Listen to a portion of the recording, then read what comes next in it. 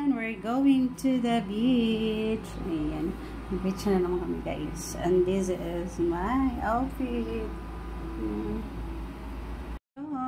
Magpadakat na naman kami guys. Ayan, punta na naman kami ng dagat. Ayan, maliligo na naman kami. So, ito muna yung aking outfit ngayon guys.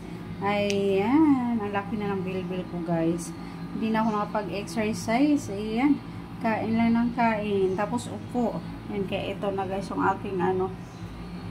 Hala, oy, kadako naman sa akong bilbils. Ayan guys, yung ating mga ano. Ayan.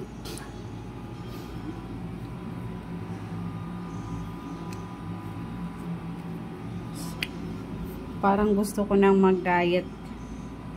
Ayan, kasi ang laki na ng bilbil ko malangga. Ayan na, hindi na tayo makapag-aura. Aura.